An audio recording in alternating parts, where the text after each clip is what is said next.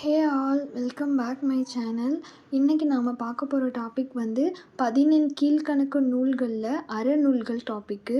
என்னென்ன அப்படின்னா 14 கீழ்க்கணக்கு நூல் அப்படிங்கிறது மொத்தம் 18 நூல்களுக்கு இருக்கக்கூடியது. அந்த 18 நூல்களுமே இது தான், பார்த்துக்கோங்க. இந்த 18 நூல்களை வந்து 3 வகையாக பிரிக்கிறாங்க.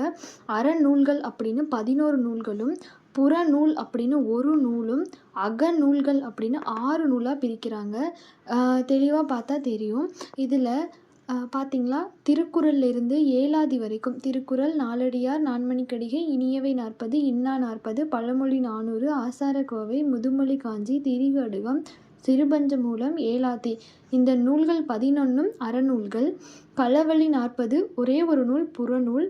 அகநூல்கள் 6, கார் 40, ஐந்திணை 50, ஐந்திணை 70, திணைமொழி 50, திணைமாலை 150, கைநிலை அப்படின்னு சொல்லி மொத்தம் 6 நூல்கள். கிட்டத்தட்ட 18 நூல்கள் இருக்குது. இந்த 18 நூல்களும் 14 கீழ்க்கணக்கு நூல்கள். இந்த நூல்களை எழுதினவர் யார் அப்படின்னு கொடுத்திருக்காங்க.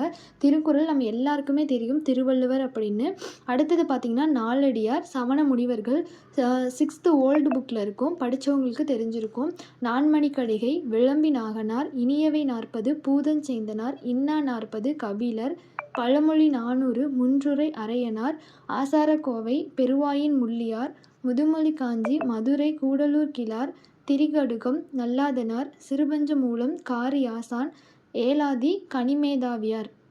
இந்த சிறுபஞ்சமூலமும் ஓல்டு புக்கில் இருக்கும், பார்த்தவங்களுக்கு தெரிஞ்சிருக்கும். களவழி 40, பொய்கையார், கார் 40, கண்ணன் கூத்தனார், ஐந்திணை 50, மாறன் பொறையனார், ஐந்திணை 70, மூவாதியார், திணைமொழி 50, கண்ணன் சேந்தனார், திணைமாலை 150, கனிமேதாவியார், கைநிலை புல்லங்காடனார்.